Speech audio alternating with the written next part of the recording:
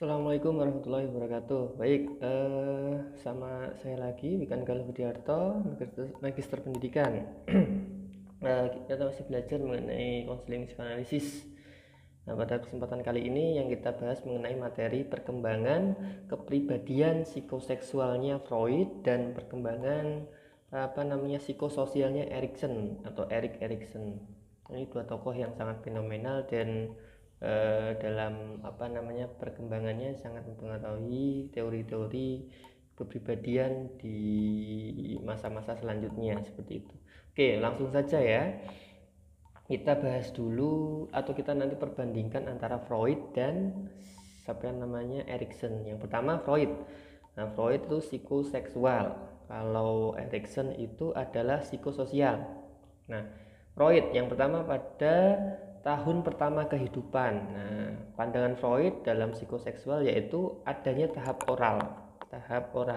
Nah, di sini individu mendapatkan atau bayi mendapatkan kenikmatan melalui mulutnya, yaitu melalui menyusui dengan ibunya.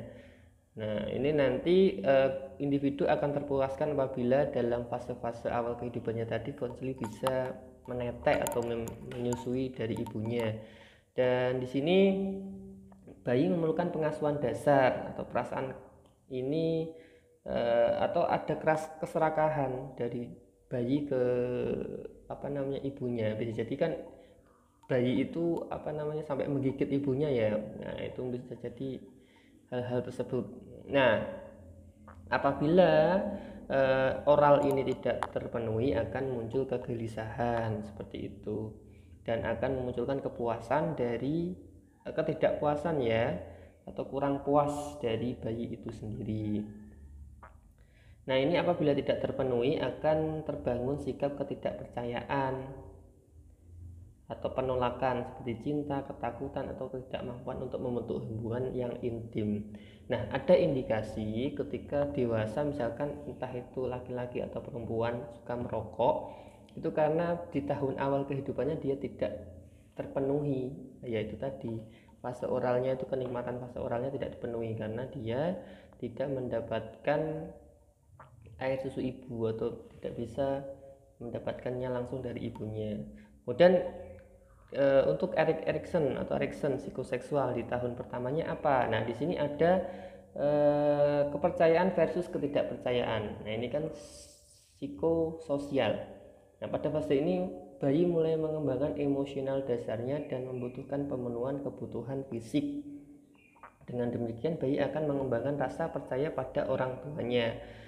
Jika hal tersebut tidak terpenuhi, maka yang terjadi adalah munculnya sikap curiga terhadap dunia, utamanya pada hubungan interpersonal atau hubungan dengan orang lain seperti itu.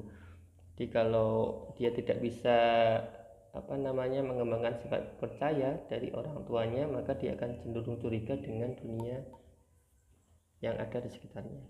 Dan selanjutnya usia 1 sampai 3 tahun. Pandangan Freud psikoseksual yaitu tahap anal. Nah, di sini tahap di mana menjadi sangat penting dalam pembentukan kepribadian anak. Pada usia anak atau usia 1 sampai 3 tahun, anak memiliki tugas perkembangan yaitu belajar mandiri, menerima kekuatan pribadi dan belajar mengekspresikan perasaan negatif seperti marah dan agresi. Jadi bagaimana dia bisa mengekspresikan marah dan agresinya. Sikap disiplin orang tua memiliki konsekuensi yang relevan dengan kepribadian anak di kemudian hari. Fase anal ini kecenderungannya di dalam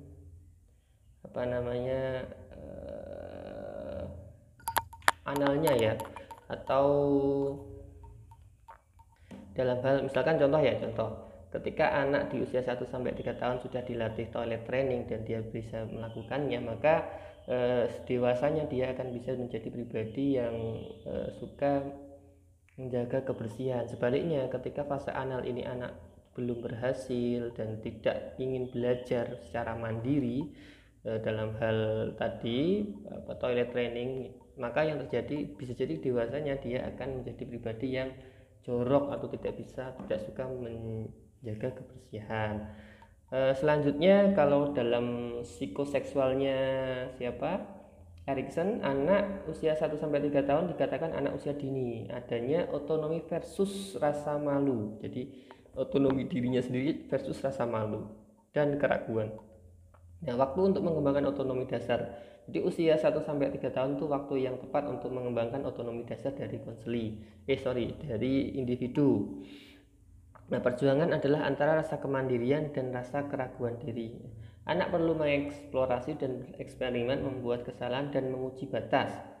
Jika orang tua meningkatkan ketergantungan, otonomi anak akan terhambat dan kapasitas untuk menangani dunia dengan sukses terhambat. Jadi pada usia 1-3 tahun itu sudah mulai dilatih agar anak bisa bertindak mandiri ya, otonomi sesuai dengan apa yang dia pahami.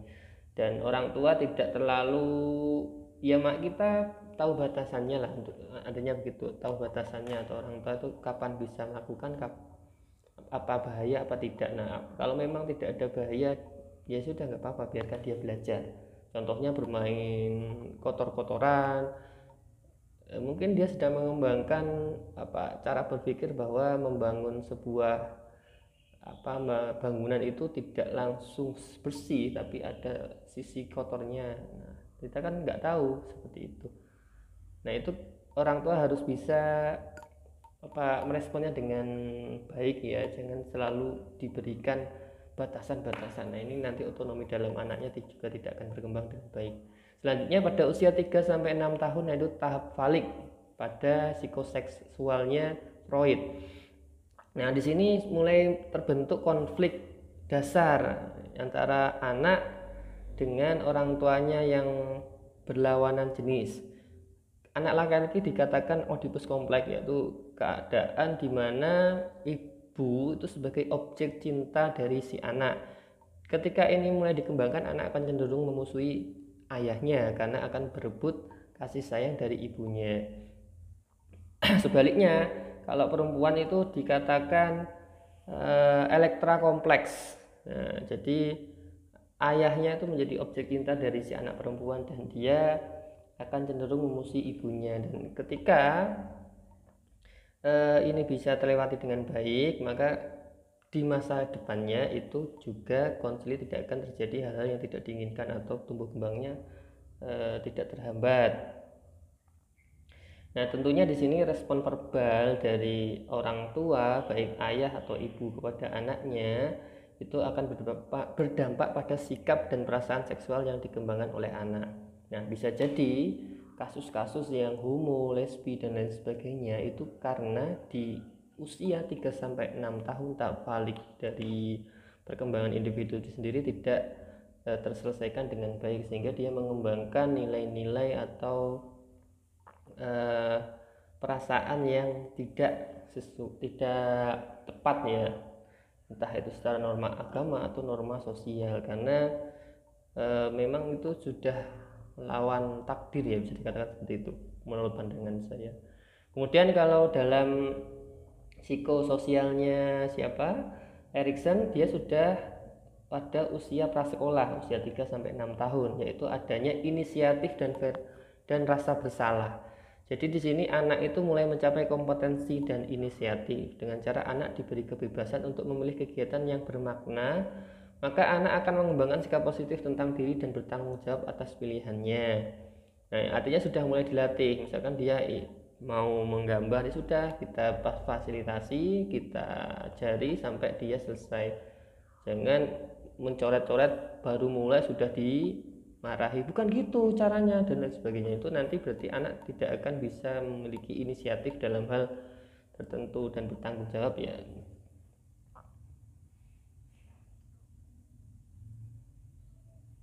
Dan sebaiknya apabila anak tidak diizinkan mengambil keputusannya sendiri, maka akan berkembang rasa bersalah dan memiliki inisiatif yang tidak tepat. Jadi ya karena kita terlalu, atau bisa jadi orang tua terlalu membatasi, yang terjadi seperti itu.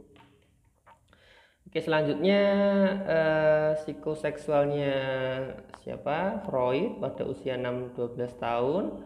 Ini dikatakan tahap laten, di mana tahap ini anak mulai mengembangkan minat sosial dengan kawan sekolahnya, teman bermain, olahraga, dan mulai ada serangkaian minat baru, dan di sini anak mulai berinteraksi dengan dunia luar dan membentuk hubungan dengan orang lain. Jadi usia 6 sampai 12 tahun dia sudah mulai membentuk hubungan dengan orang lain, ada minat sosial, minat dengan kawannya dan lain sebagainya. Nah, kalau dalam psikososialnya Erikson, dia sudah masuk pada usia sekolah, yaitu industri dan versus inferioritas.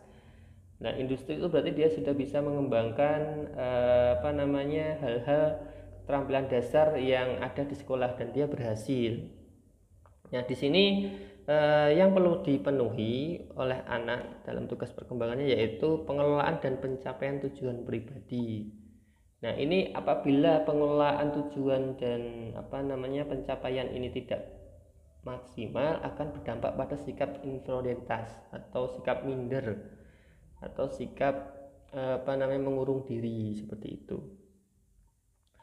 Selanjutnya pada usia 12-18 tahun menurut pandangannya Freud itu masuk genital. Nah, genital itu berarti tahap dimana tahap falik itu hidup kembali, tapi di sini individu sudah masuk fase puber. Nah, dia cenderung mulai menyukai lawan jenis.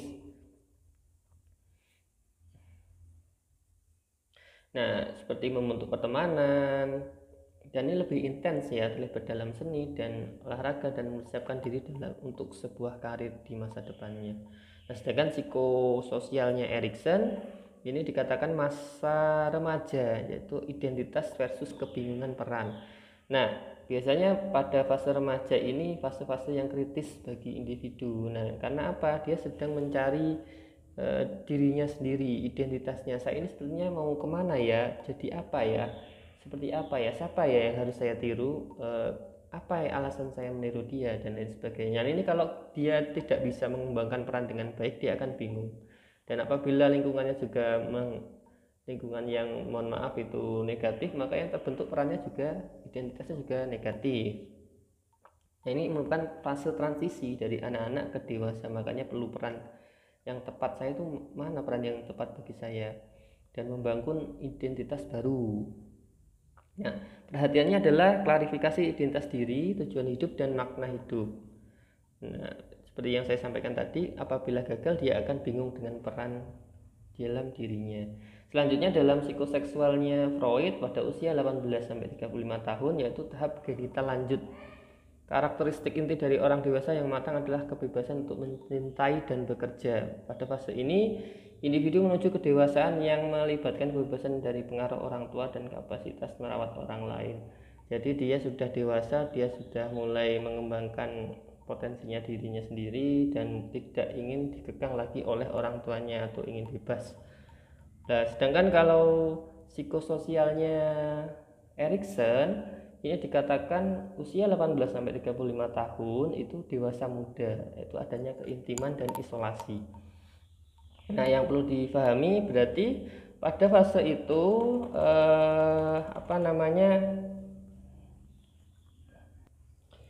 pada fase ini individu mulai membentuk hubungan yang lebih intim seperti dengan lawan jenis sampai dengan menikah. Nah, apabila individu tidak bisa menempuhnya, yang terjadi adalah dia akan mengalami isolasi dan terasing seperti itu. Lalu selanjutnya pada psikoseksualnya Freud usia 35-60 berarti ya melanjutkan genitalnya tadi sampai dia benar-benar matang. Nah, sedangkan pada psikososialnya Erikson masih berlanjut, yaitu adanya usia menengah antara generativitas dan stagnasi. Nah, ini adalah periode di mana individu melampaui dirinya dan keluarganya. Ini seperti membantu generasi berikutnya. Jadi ada keterlanjutan generasi. Pada fase ini perlu penyesuaian antara mimpi dan prestasi yang telah dicapainya. Apabila gagal, maka individu akan mengarah pada stagnasi psikologis. Jadi pada usia 35-60 tahun itu individu sudah mulai menyadari perannya, kemudian dia sudah memiliki pasangan hidupnya misalkan, kemudian selanjutnya antara harapan dan realitanya juga sudah bisa disadari. Kalau memang dia sebatas seperti ini, dia harus melakukan apa, dia sudah bisa memahaminya. Nah, Apabila tidak bisa memahami itu, dia akan mengalami stagnasi psikologis dan dia merasa ya sudah ini hal yang belum tepat, saya harus bisa lebih dari ini, dan itu nanti bisa berlebihan. Selanjutnya psikoseksualnya siapa namanya Freud 60 tahun ke atas masih berlanjut sampai akhir hayatnya. Sedangkan psikososial dari Erikson masih ada lanjutannya, yaitu kehidupan kemudian, yaitu adanya integritas versus keputusasaan. Nah, apabila individu merasa berharga dan sedikit penyesalan, maka dia memiliki integritas ego yang berhasil. Karena dia memiliki penghargaan diri yang bagus dan tidak punya sedikit penyesalan. Nah, sebaliknya kalau dia dalam kehidupannya di usia 60 tahun ke atas, dia merasa menyesal, dia akan putus asa, bersalah, dan dia akan melakukan penolakan diri seperti itu. Nah, itu tadi hal-hal yang telah saya sampaikan mengenai psikoseksualnya Freud dan psikososialnya siapa namanya Erikson. Dan ini adalah tahap perkembangan yang menurut kedua tokoh ini dilalui oleh seorang individu, dan apabila dalam tahap perkembangan ini individu tidak bisa memenuhinya dengan baik, maka akan terjadi kesenjangan atau permasalahan dalam kehidupannya.